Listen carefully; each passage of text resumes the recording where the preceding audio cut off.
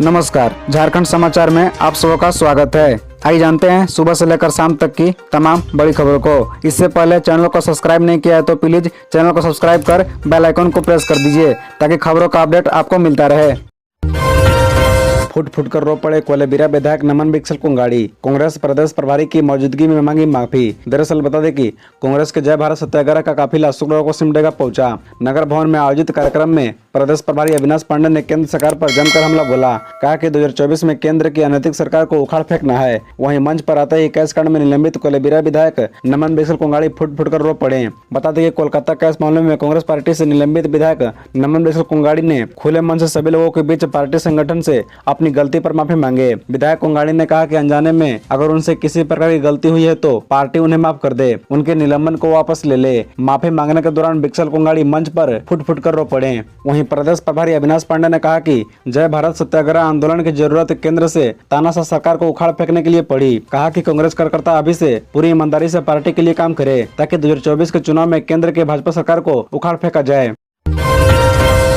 BJP सांसद दीपक प्रकाश को 41(1) के तहत नोटिस। हिंसा के मामले में पूछताछ संभव। जानिए क्या है पूरा मामला। दरअसल बता दें कि रांची की धुरवा थाना पुलिस ने राज्यसभा सांसद व बीजेपी प्रदेश अध्यक्ष दीपक प्रकाश को 41(1) के तहत नोटिस भेजा है। उन्हें 22 अप्रैल को थाने में पूछताछ के लिए हाजिर होने को कहा गया है। दीपक प्रकाश से 11 अप्रैल को सचिवालय घेराव के दौरान धुरवा गोल चक्कर में हुई हिंसा मामले में पूछताछ की जाएगी। इस मामले में पहले ही 41 लोगों को आरोपी बनाया गया है, जिसमें बाबूलाल मरांडी, रघुवर दास, अर्जुन मुंडा, संजय सेठ, समीर उराव, सुनील कुमार सिंह, निशिकांत दुबे, अमित मंडल और बिरंची नारायण शामिल है। गौरतलब है कि धुरवा गोल चक्कर हिंसा मामले में पुलिस ने बीजेपी के सांसद, विधायक और कार्यकर्ताओं सहित 1000 से भी ज्यादा अज्ञात लोगों के खिलाफ दंगा भड़काने, उपद्रव करने, सरकारी निर्देशों का उल्लंघन करने, सरकारी कार्य में बाधा डालने, भीड़ को उकसाने और सरकारी संपत्ति को नुकसान पहुंचाने के धाराओं में केस दर्ज किया है। कार्यपालक दंडाधिकारी उपेंद्र कुमार के बयान पर मामला दर्ज किया गया था।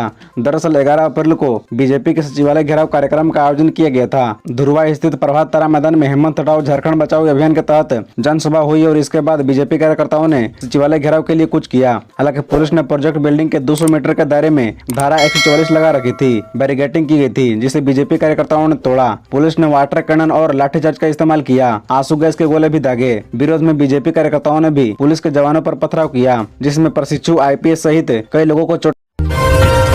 17 अप्रैल को सीएम हेमंत सोरेन का आवास घेरेंगे बेरोजगार युवा। 18 को मशाल जुलूस।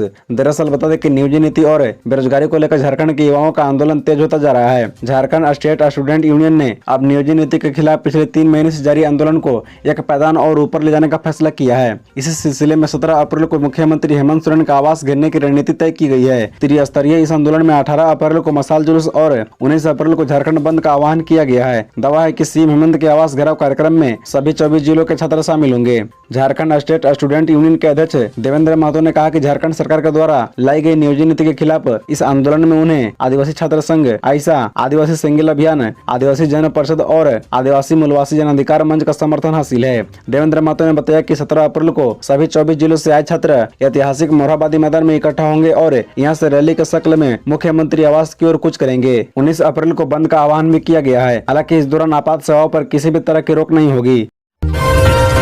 सेना की जमीन की हेराफेरी करने वाले प्रदीप बागची व CI समेत 7 गिरफ्तार। पूर्व DC छवि रंजन पर लगा गंभीर आरोप। दरअसल बता दें कि सेना की कब्जे वाले जमीन की हेराफेरी करने के आरोप में ईडी ने प्रदीप बागची सहित 7 लोगों को गिरफ्तार किया है। गिरफ्तार किए गए लोगों की सूची में बड़गाई के CI भानु प्रताप के अलावा जमीन कारोबारी अफसर अली, तलहा खान, फयाज खान, सदाम हुसैन और इम्तियाज अहमद के नाम शामिल हैं। ईडी ने अभियुक्तों को PMLA के विशेष न्यायाधीश के आवास पर पेश किया। न्यायालय के आदेश के आलोक में सभी अभियुक्तों को जेल भेज दिया गया। कोर्ट ने ईडी की ओर से दायर रिमांड पिटीशन पर 15 अप्रैल को सुनवाई की तिथि तय की है। बड़गाई के अंचल अधिकारी मनोज कुमार ने पूछताछ के दौरान सेना के कब्जे वाले जमीन के प्रकरण में तत्कालीन उपायुक्त छवि रंजन को जिम्मेवार बताया। अंचल अधिकारी ने इस मामले में उपायुक्त द्वारा अपने अधीनस्थ कर्मचारियों पर भारी दबाव देने की बात कही। वहीं जमीन कारोबारी सदाम ने फर्जी दस्तावेज के सहारे जमीन की हेराफेरी करने के मामले में अफसर अली को गिरोह का सरगना बताया। उसने जमशेदपुर में भी जमीन की हेराफेरी करने के मामले में जेल जाने की बात स्वीकार की। बिजली संकट पर सीएम हेमंत सोरेन सख्त। ऊर्जा सचिव से बोले पैसा लगता है तो लगने दे पर कटौती न हो। दरअसल आपको बता दें कि गर्मी के कारण राज्य में लगातार बिजली की मांग बढ़ती जा रही है। मंगलवार से राज्य में लोड शेडिंग कर बिजली की आपूर्ति हो रही थी। मुख्यमंत्री हेमंत सोरेन ने इसे गंभीरता से लिया। उन्होंने ऊर्जा सचिव अविनाश कुमार से बिजली संकट के संबंध में जानकारी ली। ऊर्जा सचिव द्वारा कहा गया कि बिजली की मांग बढ़ गई है। 300 से 400 मेगावाट तक अतिरिक्त बिजली की मांग हो गई है। इस कारण लोड शेडिंग करनी पड़ रही है। मुख्यमंत्री ने कहा कि बिजली की मांग बढ़ गई है तो बाहर से बिजली खरीद कर आपूर्ति करे। उन्होंने कहा कि अगले 6 महीने के प्लानिंग के साथ 600 मेगावाट बिजली खरीदे। पैसा लगता है तो लगने दे पर बिजली की कटौती न हो। जनता को बिजली अबाधित रूप से मिलती रहे इसकी व्यवस्था करे। इधर सीएम के निर्देश मिलते ही ऊर्जा सचिव सह सीएमडी झारखंड ऊर्जा विकास निगम अविनाश कुमार ने झारखंड बिजली वितरण निगम को अविलंब 600 मेगावाट बिजली खरीदने का निर्देश दिया। शुक्रवार की शाम तक 140 मेगावाट अतिरिक्त बिजली पावर एक्सचेंज मिला। बताया गया कि 600 मेगावाट बिजली उपलब्ध नहीं है पर जेबीबीएनएल द्वारा डिमांड भेज दिया गया है। जैसे ही बिजली मिलती जाएगी आपूर्ति सुनिश्चित की जाएगी। मुख्यमंत्री हेमंत सोरेन की बड़ी घोषणा। एचईसी में 70 विधायकों का बनेगा आवास। अधिकारियों को दिए ये निर्देश। दरअसल बता दें कि मुख्यमंत्री हेमंत सोरेन की अध्यक्षता में गुरुवार को झारखंड मंत्रालय में रांची डेवलपमेंट अथॉरिटी के निदेशक पार्षद की बैठक हुई। इसमें मुख्य रूप से जीआरडीए अंतर्गत एचईसी के क्षेत्र में 45 एकड़ भूमि पर विधायकों के लिए आवास निर्माण से संबंधित जानकारी मुख्यमंत्री के समक्ष रखी गई। बैठक में जानकारी दी गई कि विधायकों के लिए 17 आवास बनाया जाना प्रस्तावित है। बैठक में मुख्यमंत्री ने अधिकारियों को निर्देश दिया कि जीआरडीए विधायकों के लिए बनाए जाने वाले आवासों में मास्टर प्लान के तहत सीवरेज, ड्रेनेज, सड़क एवं पार्क निर्माण इत्यादि सभी कार्य योजनाबद्ध तरीके से करे ताकि समय आवास निर्माण कार्य को पूरा किया जा सके। बैठक में मुख्य सचिव सुखदेव सिंह, विकास आयुक्त अरुण कुमार सिंह, वित्त सचिव अजय कुमार सिंह, मुख्यमंत्री के सचिव सह डीआरजीए निदेशक Vinay Kumar Choubey, project manager GRDA SK Singh सहित अन्य अधिकारी उपस्थित थे। 142 कंपनियों का कोल लिंकेज खत्म। ईडी की कार्रवाई के बाद झारखंड खनिज विकास निगम का बड़ा फैसला।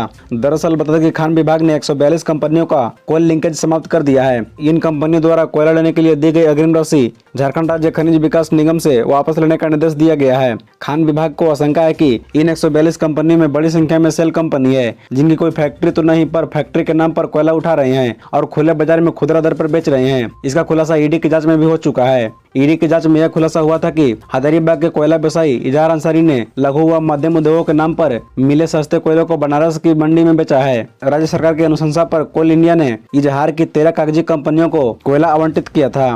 बता दें कि फर्जी कंपनी धड़ल्ले से कोयला उठा रही थी। अब जब ईडी की छापेमारी में बातें सामने आ रही है तो खान विभाग ने सबको कोल लिंकेज ही रद्द कर दिया।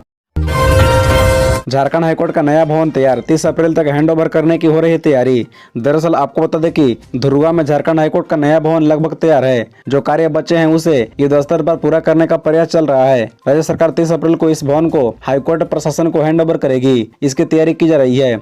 बस इस बाबत एक जनहित याचिका पर पिछले दिनों सुनवाई के दौरान राज्य सरकार की ओर से अंडरटेकिंग भी दी गई थी। न्यू बिल्डिंग के हैंडओवर होने के बाद झारखंड हाईकोर्ट के ऑफिस आदि शिफ्ट हो जाएंगे। संभवतः यह शिफ्टिंग छुट्टियों के समय में की जाएगी। शिफ्टिंग के दौरान हाईकोर्ट के अधिकारियों व कर्मियों की छुट्टी भी रद्द रहेगी। यदि सब कुछ ठीक रहा तो गर्मी की छुट्टी के बाद हाईकोर्ट का कार्य नए भवन में शुरू होने की संभावना है। बता दें कि 9 फरवरी 2013 को सुप्रीम कोर्ट के तत्कालीन चीफ जस्टिस अल्तमस कबीर ने बिल्डिंग की आधारशिला रखी थी। न्यू ग्रीन बिल्डिंग का निर्माण कार्य 18 जून 2015 से शुरू हुआ। इसे दिसंबर 2017 को पूरा होना था, लेकिन कई कारणों से बिल्डिंग का निर्माण कार्य पूरा नहीं हो पाया। झारखंड हाईकोर्ट के निर्देश पर भवन निर्माण विभाग ने बिल्डिंग के डीपीआर को पुनः संशोधित किया। इसके बाद अधूरे निर्माण कार्य को पूरा करने का कार्य शुरू किया गया। इस सीजन का गर्म दिन रहा शुक्रवार। पारा पहुंचा 42 डिग्री। अप्रैल में पुराने रिकॉर्ड तोड़ सकती है गर्मी।